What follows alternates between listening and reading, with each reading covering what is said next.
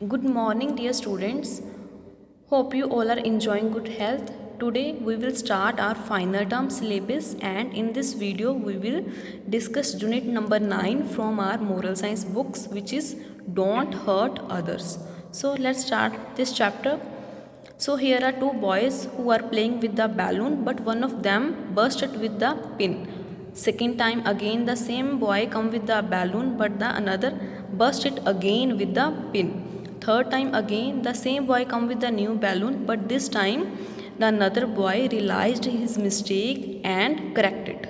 सो बेटा इस पिक्चर में दो बॉयज़ हैं जो बैलून के साथ खेल रहे हैं, लेकिन उनमें से एक बॉय बैलून को बस्ट कर देता है, फोड़ देता है पिन के साथ। लेकिन second time same boy new balloon लेके आता है, लेकिन सेकंड बॉय फर्स्ट की तरह उस बैलून को भी बस्ट कर देता है पिन की हेल्प के साथ। लेकिन जब थर्ड टाइम वो बॉय फिर से न्यू बैलून लेके आता है और अपने फ्रेंड को खेलने के लिए ऑफ़र करता है, तब उस बॉय को अपनी मिस्टेक रियलाइज्ड हो जाती है, ठीक है, और उसको करेक्ट कर लेता है और उसको रियलाइज्ड हो जाता है कि जब जब उसने अपने फ्रेंड के बैलून को फोड़ा है, जब जब उसने अपने फ्रेंड के बैलून को बस्ट किया है, तब तब उसने उसको हर्ट किया है और उसने अपनी मिस्टेक को रियलाइज किया और करेक्ट करके दोनों अच्छे से फ्रेंड बन गए और बाद में दोनों ने फ्रेंड बैलून के साथ अच्छे से खेला। सो write the story presented through pictures in your own words. So students, here are some space given below. You have to write the story in your own words. बेटा यहाँ पे आपको स्पेस दी गई है जिसमें आपने इस स्टोरी को अपने वर्ड्स में लिखना है और आपको ये एक्टिविटी खुद करनी है, कोई भी आपको इसमें हेल्प नहीं करेगा। So a deep wound on the body made with a sharp weapon will be very painful and irritating. Furthermore, it would take many days or even months to get it healed. It causes discomfort, suffering and losses of many. ठीक है, इसमें हम पढ़ेंगे कि mental wound और physical wound क्या होता है और उन दोनों में क्या डिफरेंस है। जो वाउंड हमारी बॉडी पे होता है, जो चोट हमारी बॉडी पे लगती है, उसे हम बोलते हैं फिज़िकल वाउंड, ठीक है। और वो वाउंड कैसे लग सकता है, किसी भी शार्प वेपन के साथ लग सकता है और वो बहुत बार वो बहुत ही पेनफुल होता है और उसको ठीक होने में, हील होने में काफ़ी दिन और जहाँ फिर मंथ लग सकते हैं। और फिज़िकल वाउंड हमें सफरिंग भी देता है, पेन भी देता है और डिस्कम्फर्ट भी महसूस करवाता है। लेकिन a mental wound is more painful than a physical one, it takes a very long time to get it healed. लेकिन वो क्या बोल रहा है, जो मेंटल वाउंड है वो सबसे पेनफुल है as comparison to physical one. अगर हम फिज़िकल वाउंड और मेंटल वाउंड को कंपेयर करें तो उन दोनों में से सबसे पेनफुल है मेंटल वाउंड। और वो क्यों है पेनफुल, क्योंकि इसको हील होने में, इसको ठीक होने में काफ़ी लंबा टाइम लगता है। Okay, so here are a few tips that will help us to be more effective and interesting in the exchange of ideas and views. ठीक है, हमें यहाँ पे सम टिप्स दी गई हैं जिसको फॉलो करके हम अपने आइडियाज़ को इंटरेस्टिंग और इफ़ेक्टिव वे के साथ कम्युनिकेट कर सकते हैं, एक्सचेंज कर सकते हैं अपने फ्रेंड्स के साथ, अपने टीचर के साथ और अपने पेरेंट्स के साथ। First is be convinced of what you want to convey and speak it out. Don't beat about the bush. when you do not know what to speak, you will surely speak something unnecessarily. ठीक है, आपको clearly पता होना चाहिए कि आप क्या किसी को कहना चाहते हो और आपको बड़े ही क्लियर वर्ड्स में अपना मैसेज अपने फ्रेंड या फिर दूसरे पर्सन तक कन्वे करना चाहिए। ठीक है, जब आपको पता नहीं होता कि आपने क्या कहना है, कैसे कहना है, तो आपको चुप ही रहना चाहिए, क्योंकि अगर आप उस टाइम पे कुछ भी बोलोगे तो आप कुछ अननेसेसरी, कुछ अनइम्पोर्टेंट ही बोल दोगे, कुछ गलत ही बोल दोगे। Second is beware of criticism. Finding faults with others is really a cruel hobby. There is goodness in everybody and try to find it. It will help you to give the other person enough respect. Beware of criticism means आपको दूसरों की निंदा नहीं करनी चाहिए। ठीक है, दूसरों में गलतियाँ निकालना एक बहुत ही बुरी आदत है और आपको ये अच्छे से जानना चाहिए कि सभी में कोई ना कोई अच्छाई होती है और आपको उस अच्छाई को ढूंढना चाहिए। ठीक है, और जब आप दूसरे पर्सन की उस अच्छाई को ढूंढ लोगे तो आप उसकी रिस्पेक्ट कर पाओगे, ठीक है।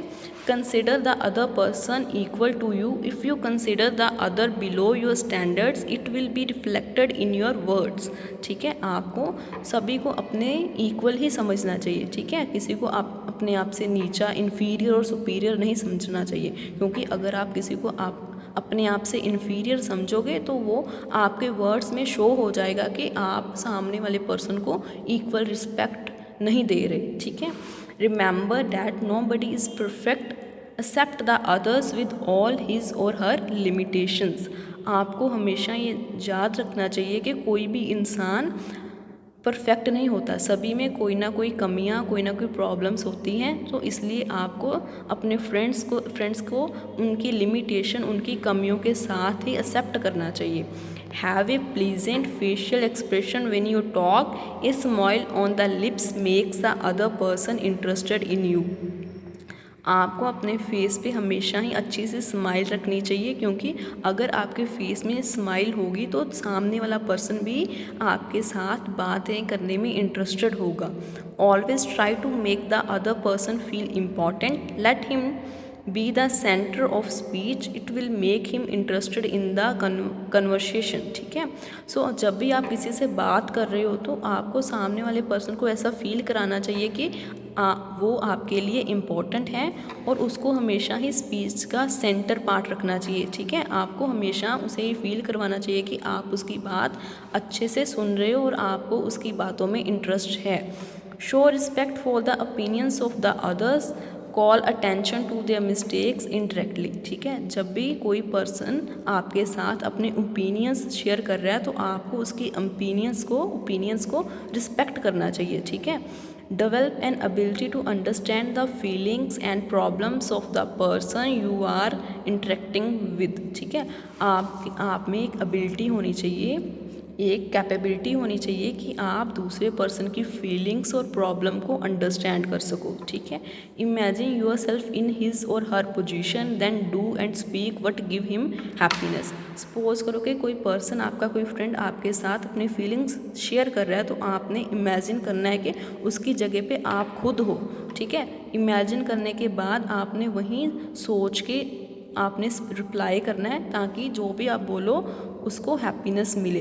Don't praise others too much, it will create in their mind a bad impression, ठीक है। आपको कभी भी दूसरों की ज़रूरत से ज़्यादा प्रेज़ नहीं करनी चाहिए। प्रेज़ में तारीफ़ नहीं करनी चाहिए, क्योंकि ऐसा करने से दूसरों के माइंड में बुरा इंप्रेशन क्रिएट होता है। Be truthful and sincere in your words. आपको अपने वर्ड्स के टूवर्ड्स हमेशा ही ट्रूथफुल और सिंसियर रहना चाहिए। Stop when you feel that the other one is losing interest, ठीक है। जब आप किसी से बात कर रहे हो तो आपको ऐसा फील हो रहा है, जहाँ महसूस हो रहा है कि सामने वाला पर्सन आपकी बातों में इंटरेस्टेड नहीं है, तो आपको उसी टाइम अपनी स्पीकिंग, तो अपनी बातों को ख़त्म कर देना चाहिए, ठीक है, स्टॉप कर देना चाहिए। So these are the few tips जिसको आप फॉलो कर सकते हो इफ़ेक्टिव और इंटरेस्टिंग कन्वर्सेशन के लिए, okay. So here are the question answers. The first one is, how is a mental wound more painful? जो मेंटल वाउंड है वो मोर पेनफुल कैसे है? A mental wound is more painful because it takes a very long time to get it healed, क्योंकि mental wound को ठीक होने में बहुत ही लंबा समय लगता है। Tongue can be sharper than sword, explain. जो हमारी टंग है वो स्वॉर्ड से भी शार्पन हो सकती है। क्यों हो सकती है? Sword wound can be healed in few days, whereas tongue wound may take years to get healed. क्योंकि जो चोट हमें स्वॉर्ड के साथ लगती है वो कुछ दिनों में ठीक हो सकती है, लेकिन जो चोट किसी को हमारी बैड वर्ड्स के साथ, हमारी टंग के साथ लगती है, उसको ठीक होने में बहुत टाइम लगता है, ठीक है। उसको ठीक होने में ईयर्स भी लग सकते हैं। What happens when you don't know what to speak? तब क्या होता है जब आपको पता ही नहीं होता कि आपने क्या बोलना है, क्या कहना है। You will surely speak something unnecessary. तब आप कुछ बुरा बोल जाओगे उस सिचुएशन में। What is the advantage of having a smile? ठीक है, आपके फेस में स्माइल होने की क्या एडवांटेज है? A smile on the lips make the other person interested in you. ठीक है, जब आपके फेस पे स्माइल होगी तो वो दूसरे पर्सन को आप में इंटरेस्टेड करेगी, ठीक है। Next part is true and false. A mental wound is more painful, true. Tongue can be sharper than a sword, true. Spoken words can be taken back, false.